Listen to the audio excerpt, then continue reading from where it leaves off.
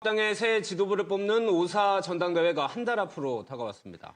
하지만 김한길 대 반김한길 구도 속에서 또다시 계파 싸움만 되풀이되는 것 아니냐 이런 우려의 목소리도 있습니다. 또 안철수 후보가 신당을 창당할 경우 야권의 정계 개편이 이루어질 것으로 보여서 민주통합당의 고민은 깊어지고 있습니다. 오영식 민주통합당 의원과 함께 현안 좀 살펴보겠습니다. 안녕하세요. 네, 안녕하세요. 저희 국회 취재기자 연결해서 재보궐선거 후보 등록 마감됐다는 소식 들었는데 그냥 바로 질문 드리겠습니다. 네네. 민주당 전패하는 겁니까? 이번 4.24 재보궐선거는 전반적으로 어렵다고 보고 있습니다. 네, 당 내에서도 일단은 어렵다. 그렇습니다. 노원병은 저희가 후보를 내지 무공천을 않은 하셨고. 상태고요. 부산 용도나 또 청양이나 전부 다 여당 강세 지역이고 네. 또 재보궐선거의 특성상 투표율이 넘지 않다고 저희가 보기 때문에 어려운 선거가 될 것으로 보고 있습니다. 그러면 제1야당으로서요. 상당히 그거는 좋지 않는 모습인데 좀 어떤 생각이 드십니까? 당내에서 어떤 얘기들을 하나요? 이번 현상은? 대선 패배 이후에 지금 민주당에 대해서 국민들의 준엄한 평가이고 비판이라고 생각을 합니다. 제1야당으로서 공당이 후보를 내지 않는 건 사실 생각하기 어렵습니다. 네. 이번에 노원병 무공천과 관련해서 당내의 논란도 적지 않았고 또 당원들의 반대 목소리도 많았던 게 사실입니다. 그렇지만 지난 대선에서의 정치 혁신에 대한 약속과 신의, 또 후보 단일화에 대한 국민적 정서, 또 그 분열에 따른 패배 등을 고려해서 저희가 불가피하게 내린 결정이자 결단입니다. 저희 민주당의 이러한 결정에 대해서 국민과 안철수 후보가 깊은 이해와 평가가 있어 주기를 바랍니다. 네. 근데 노원병 얘기를 좀 더 깊게 해보면 사실 민주당이 일단 명목상은 대선 때 어떤 빚을 갚기 위해서라고 말씀들은 하십니다. 근데 사실 후보가 나왔어도 좀 힘든 지역이 될 수 있거든요. 선거는 구도에 따라서 많이 영향을 받고 지금 이게 재보궐선거이자 지역선거이기 때문에 민주당이 어느 정도 득표력과 경쟁력을 갖춘 후보를 만약에 세운다 그러면 네. 선거의 전망은 또 매우 달라질 달라질 수도 소지가 있었다. 있습니다. 그러나 이제 그렇게 선거 구도가 만들어져서 나온 결과 그게 야권 분열에 따른 어떠한 패배 이런 것에 대해서 마탱으로서 민주당의 책임이 크게 돌아올 수밖에 없다는 판단이 저희가 있었던 겁니다. 네, 그렇기 때문에 지난 대선에서의 어떤 약속과 신의의 문제도 그렇고 일반 국민들은 많이 지난 대선 때 어떻든 안철수 후보가 통 크게 후보 단일화 양보를 했다 이러한 인식을 갖고 있거든요. 네. 거기에 대한 민주당의 도리라고 생각을 했습니다. 네. 앞서 안철수 후보가 좀 깊은 이해와 평가를 해줬으면 좋겠다는 말씀을 하셨는데 어제 안철수 후보가 한 얘기를 보면요. 당선돼서 기성정치권이 국민을 무섭게 생각해야 된다. 민주당을 향한 얘기인 것 같기도 하거든요. 네. 민주당뿐만 아니라 기존 제도 정치권 전반에 대한 문제 제기이고 그 지적 자체는 옳은 지적이지 않겠습니까? 네. 끊임없이 기존 정치권은 반성해야 되고 국민의 삶 속으로 들어가야 되고 그래서 끊임없이 자기 혁신과 기득권을 버려서 국민의 이해를 대변할 수 있도록 노력해야 되는 건 맞습니다. 그런데 안철수 후보의 경우 대선 후보로까지 나온 분이지만 저는 현실 정치에 대한 경험은 부족하다고 생각합니다. 예. 이번 재보궐선거를 통해서 안철수 후보께서도 현실 정치에 대해서 많이 배우고 깨닫게 될 거라고 생각합니다.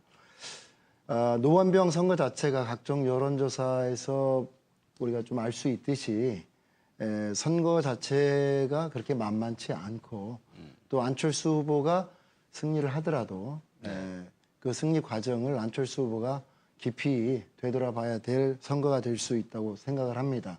따라서 노원병 선거에 대한 안철수 후보의 현명한 판단이 있을 거라고 생각을 하고 있습니다. 쉽지 않은 선거가 될 것이다라는 말씀이신데 쉽지 않은 선거인데도 불구하고 안철수 후보는 지금 민주당의 도움을 어떻게 보면 공식적으로 거부를 하고 있는 거거든요. 문재인 후보가 적극적으로 의원이 도와주겠다라는 얘기에도 별 얘기가 없고 오히려 거절한 거 아닙니까?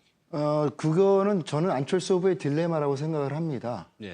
기존 정치에 대한 NT의 개념이고요. 예. 기존 정치에 대한 새 정치를 표방하고 이번 선거에서 그 가능성과 본인의 어떠한 앞으로의 비전을 국민들로부터 평가받고 싶어 하기 때문에 설상 현실적으로 선거를 진행하는 과정에서 실질적인 도움이 필요하다 하더라도 그걸 공식적으로 저는 요청할 수 없다고 네. 이해가 되죠. 그러나 실질 선거를 치르는 과정에서 들려오는 소리로 보면 그런 면에서 많은 고전들을 또 하고 있는 것도 사실입니다. 네. 예. 조직이 없기 때문에.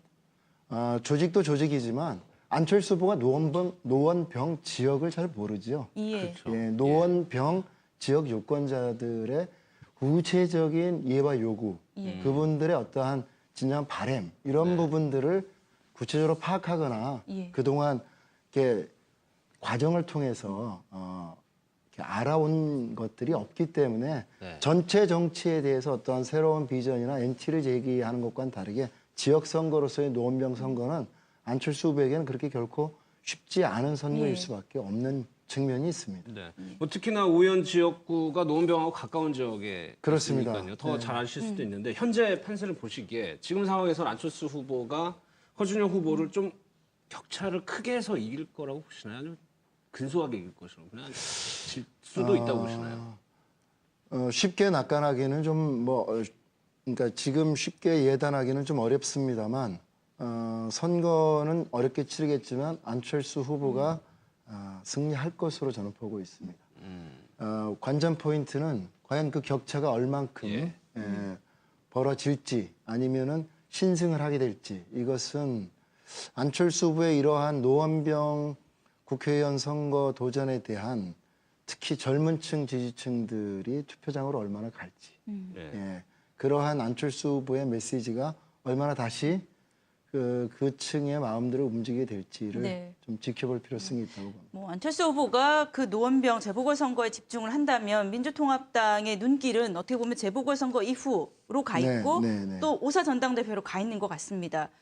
지금 오사 전당대회도 있지만 국회에 입성을 했을 경우에 신당 얘기가 제일 먼저 나오고 있잖아요. 예. 글쎄요, 저는 지금 그 안철수 후보의 어떤 신당, 뭐 제가 보기에는 적어도 올해 안으로는 현실화되기는 좀 어렵게 보고 있는 입장입니다. 올해 안에는 힘들다면? 예. 보통은 저희가 만약에 신당 창당을 하게 된다 손치더라도 내년 지방선거를 앞두고 아마 이루어지게 될 가능성이 높지 않을까 싶은데요. 네. 사실 그 지지 기반이나 인적 풀이 저희 민주당과는 많이 겹치는 부분들이 네. 있습니다. 따라서 저희 민주당이 이번 5.4 전당대회를 통해서 얼마나 자기혁신과 변화의 과정을 통해서 잃어버린 국민적 신뢰와 지지를 회복할 수 있는가. 안철수 후보는 이번에 원내 입성을 해서 현실 정치 속에서 네. 본인의 정치력을 얼마나 잘 발휘할 수 있는지, 네. 예, 그리고 새로운 정치적 비전과 어떤 전망, 이런 것들을 얼마나 설득력 있게 제시할 수 있는지, 이러한 것들에 따라서 안철수 신당의 영향력은 클 수도 미미할 수도 있다고 그럼 생각합니다. 의원님의 말씀을 들으면 네. 국회로 들어가게 된다면 안철수 후보와 민주당이 나름의 어떤 경쟁 관계가 형성이 되는 거네요. 사안별로는 아마 협력하는 경우도 있을 거고요. 또 전체적으로는 선의 경쟁 관계가 되지 않겠나 싶습니다. 네. 만약에 안철수 후보께서 이번 재보궐선거에서 승리해서 국회 입성을 하면 기존의 방식이나 스타일과는 전혀 다른 기존의 방식이나 스타일로는 대응하기 어려운 많은 정치적 도전에 직면할 수밖에 없다고 생각합니다. 네. 네. 포괄적인 어떤 정치적 의제나 그 담론보다 구체적으로 매번 나오죠. 구체적인 현안에 대해서 안철수 당신의 입장은 뭐냐 이러한 것에 대한 끊임없는 질문과 거기에 대한 입장 정리가 요구받기 때문에 네. 그 외에도 현실 정치 속에서 그 외에도 많은 정치적인 과제와 도전이 아마 안철수 후보에게 주어질 거기 때문에 어쩌면 이번에 안철수 후보가 재보궐선거로 원내 입성을 하면 그게 바로 안철수 후보의 정치적 시험대가 본격적으로 이루어지게 될 거라고 생각하고 있습니다. 그 과정에서 과연 민주당 의원들이 안철수 후보와 손을 잡는 일도 벌어질까요? 얼마나 될까요? 물론 그 문제도 지금은 쉽게 예단하기는 어려운 문제입니다. 저는 많지 않을 거로 보고 있습니다. 네. 아까도 말씀드린 것처럼 앞으로의 적어도 올해 과정에서 민주당은 이번 5.4 전대를 통해서 얼만큼 국민 속에서 새롭게 태어나는 모습을 보여줄지, 과연 안철수라고 하는 사람이 그 원내로 입성해서 현실 정치 속에서 얼마나 자기 내공과 자기 준비된 정치력과 비전을 보여줄지 아직은 더 지켜봐야 된다고 생각을 하게 될 거고요. 특히 현역 의원의 경우 당적 이탈에 따른 정치적 부담이 생각보다 매우 큽니다. 그렇기 때문에 현역 의원들의 경우는 적어도 내년 지방선거 과정과 결과들을 지켜보면서 판단해 나가지 않을까라고 생각이 됩니다. 민주당 의원들 입장에서도 일단 안철수 후보가 어떠한 새 정치를 보여줄 것이냐에 대해서 간을 그렇습니다. 보겠군요. 그렇습니다. 지켜볼 필요성도 있고 네. 지켜보게 될 겁니다. 그리고 서울시당 위원장직 경선 출마 선언하셨습니다. 그렇습니다. 특별한 이유가 있으십니까? 예, 뭐 짧게 말씀드리면 이번 민주당 5.4 전당대회는 대선 패배 이후에 딱 한마디로 말씀드리면 기존의 관행이나 당 운영 시스템 모두를 근본적으로 뜯어고치는 변화와 혁신의 출발점을 만들자라는 게 가장 큰 의미입니다. 그간 고질적으로 지적받아왔던 당내 계파 정치를 청산하고 당의 단합을 이루어야 되고 또 실제로 국민의 삶의 현장으로 들어가서 민생을 챙기는 민주당 본연의 정체성을 찾아야 됩니다. 진정한 중산층 서민의 정당으로서의 민주당으로 거듭나야 합니다. 그런데 이제 이러한 죄송합니다. 이러한 변화와 혁신이 새로 뽑히는 대표 지도부만의 힘으로 되는 문제가 네. 아니고 사실은 당의 중간 허리가 되는 16개 시도당이 그러한 변화와 혁신의 흐름을 같이 만들고 밑으로부터 그런 변화 혁신의 동력을 만들어내야 되고 그중에서도 서울시당의 역할이 매우 중요하기 때문에 이번에는 밑으로부터 변화 혁신을 밀어올리겠다.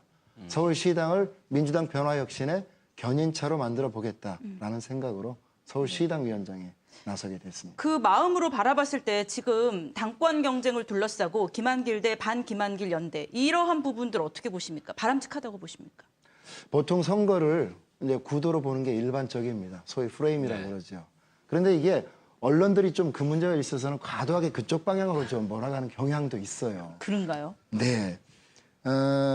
그럼에도 불구하고 네. 이번 민주당 전대가 어떤 김 대 반김 내지는 뭐 주류 대 비주류 만약에 이러한 논리나 관점으로 접근하는 행태가 보인다면 저는 여기에 단호히 반대합니다. 예. 네. 이번 전대의 핵심 내용이 그게 아니기 때문에 앞으로 그러한 부분들은 분명히 지적하고 그것들을 극복하자고 하는 게 이번 전대이기 때문에 그러한 방향으로 알겠습니다. 노력하겠습니다. 오늘 말씀 여기까지 듣겠습니다. 저희도 고맙습니다. 여기서 인사드리겠습니다. 고맙습니다.